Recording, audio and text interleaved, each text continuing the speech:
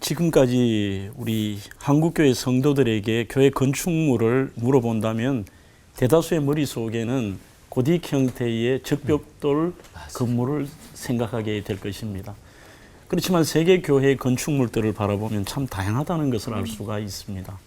예를 든다면 아이슬란드에 있는 할그림 스키르캬 교회와 같이 그 자연의 화산 지형을 그대로 거기에서 영감을 받아서 지은 건물 자체로서 예술성이 있는 그런 교회들도 있습니다.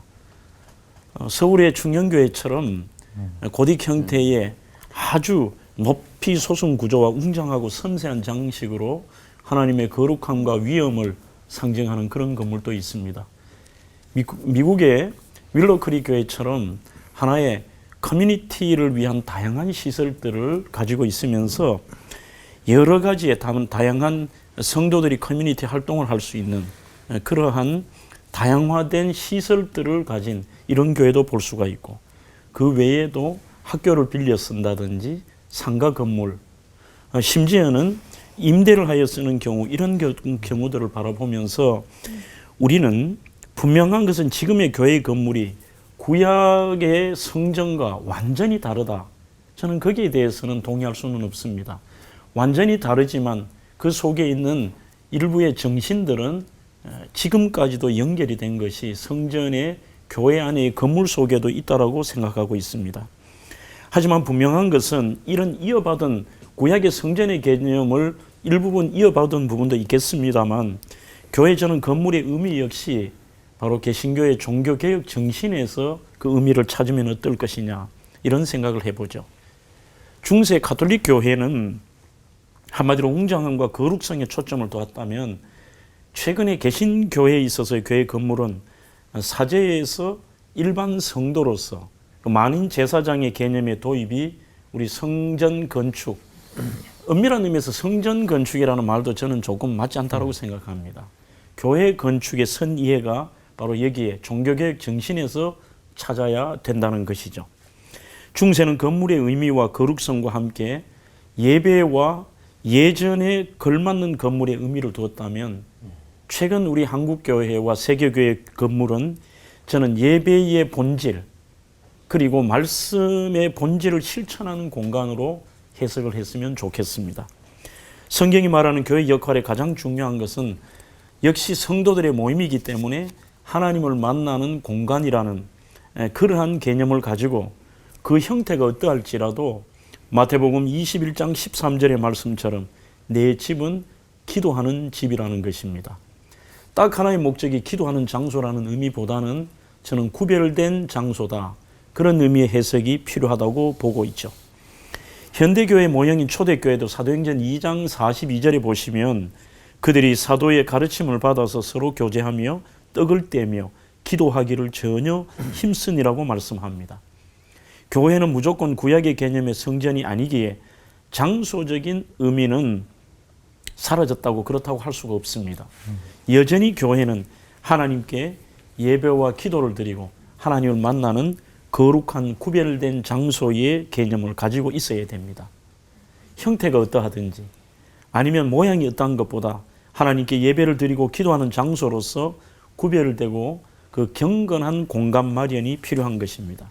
분명 교회는 거룩한 공간임이 분명한 것이죠. 우리는 성경의 거룩이라는 단어를 한국교회가 잘못 이해할 때가 많습니다. 거룩이라고 하면 좀 웅장하면서도 무거운 것, 거기에서 좀 더 들어가면은 무슨 기쁨의 공간이 되면 죄를 짓는 그런 개념처럼 이렇게 이해할 때가 많습니다.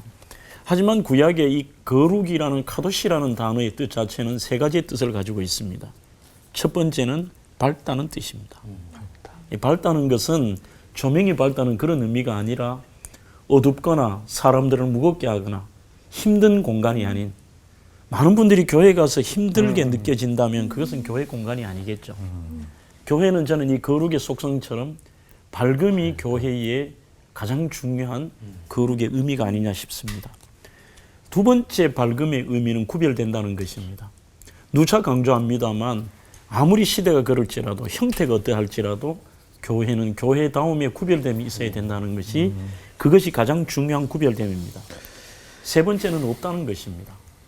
없다는 것은 우리의 예배의 대상인 하나님, 그리고 그분을 만나는 이 공간 속에서 다른 것이 드러나거나 아니면 다른 어떤 존재가 드러난다면 그것은 잘못된 공간인 것이죠. 아무리 아름다울지라도 교회의 공간의 목적과 경배를 받으실 주님께 집중하지 않는다면 그것은 교회의 공간이 아닐 것입니다. 그래서 저는 될수록 교회가 조금은 심플하면 좋겠다, 이런 생각을 많이 가집니다. 그 심플함 속에는 오히려 여러 가지 장식들이나 교회가 비본질들로 말미암아서 주인공인 예수님을 묵상하고 예배하고 집중하는 일에 방해가 되는 교회의 공간을, 그리고 교회의 형태를 많이 봐왔습니다.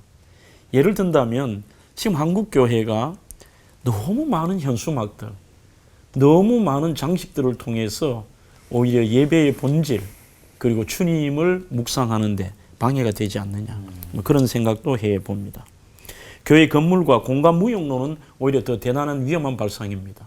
요즘 젊은 세대들은 공간이 뭐 필요하느냐, 우리가 하나님께 예배 드리지 않느냐, 또 여러 가지 언론 매체나 영상을 통해서 우리가 예배를 드리지 않느냐고 하지만 예배의 본질은 모이는 것입니다. 그리고 그 모이는 우리는 구별된 장소에서 하나님께 예배하는 공간이 필요하다는 것이죠. 예배와 교제와 성찬과 교육, 섬김의 시간을 우리는 그 구별된 장소에서 초대교회처럼 시행하는 것. 저희 교회 예를 들면서 오늘 말씀을 마무리하고자 합니다.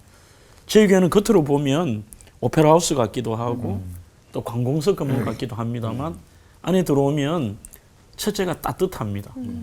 또 심플하다고 저는 그렇게 생각을 하고 있고, 누구나 편안하게 올 수 있지만 그 속에서 깊이 주님을 만날 수 있는 이러한 공간으로, 구별되게 본당 건물은 예배에 집중하는 공간으로, 또 교육관은 다음 세대를 신앙교육하는 공간으로. 저희 교회의 특징이 작은 교회라는 교회가 있습니다. 교회 안에 작은 교회를 만들어서 그곳에서 성도들이 조용히 깊이 주님을 묵상하는. 처음에는 100여 년 전 저희 교회 초가집을 하고 싶었습니다만 이건 관리상의 문제가 있어서 성도들의 머릿속에 있는 작은 적벽돌의 스테인드 글라스에서 우리 성장로님 강조하시는 빛의 개념들을 가지고 은밀하게 주님을 만날 수 있는 기도의 공간들을 만들었습니다. 이 시대에 우리가 아무리 시대가 변할지라도 저는 교회의 본질에 집중하면 좋겠습니다. 어떤 방향으로든지 시대를 따라갈지라도 교회 건축은 구별됨인 것입니다. 기도하겠습니다. 하나님 감사합니다. 시대의 조류에 쫓아가는 것이 아니라 오히려 시대를 거슬러 올라가서 이 시대 속에서도 중요한 사명을 감당하며 하나님의 영광을 드러내고 주님을 만나는 그러한 교회와 교회 건축이 되게 하옵소서. 예수님 이름으로 기도하옵나이다. 아멘. 교회 건축도 시대 정신을 반영해야 성도들과 이웃들에게 호응을 얻는다고 이제 생각이 들거든요. 장창수 목사님의 그 대구 대명교회도 그런 미래 비전을 가지고 건축을 하셨다고 들었는데 교회 이야기 자랑 좀 많이 해주세요. 저는 교회 건축을 100주년 기념으로 하면서 하나님께 기도했던 하나 제목이 있습니다. 하나님, 건물로도 전도가 되게 해달라고 그렇게 기도를 했거든요. 좀 더 믿지 않는 분들이 교회의 문턱이 낮아졌으면 좋겠고, 이분들이 들어와서 주님을 만날 때에 그 문턱 자체가 높아서 들어오지도 못하는데 우리는 거기에 대해서 너무 갇혀있지 않느냐. 그러나 그 안에 본질은 저희들이 살아있을지라도 그러면서 설계를 교회답지 않은 교회를 설계해달라고 했고, 정말 그 제 바람대로 언뜻 보면 사람들이 부담 없이 오셔서 시설 자체도 저희들은 카페나 키즈 카페, 풋살장, 시대 정신에 맞게 그렇게 따라갔습니다만 막상 저희 교회 안에 들어오면 대단히 좀 심플한, 예배도 단순하고 프로그램이나 교회가 막 프로그램으로 돌린다든지 하나의 무슨 상업화되어 있는 그런 느낌이 전혀 없는, 쉽게 들어올 수 있지만 그곳에서 조금 전에 설명을 드렸듯이 이 시대에 세대를 초월한 많은 분들이 오셔서 예수님 만나고 그분들이 교회의 그 구별됨을 느낄 수 있는 공간. 역시 그래도 대구에서는 가장 많은 새가족들이 오는 교회가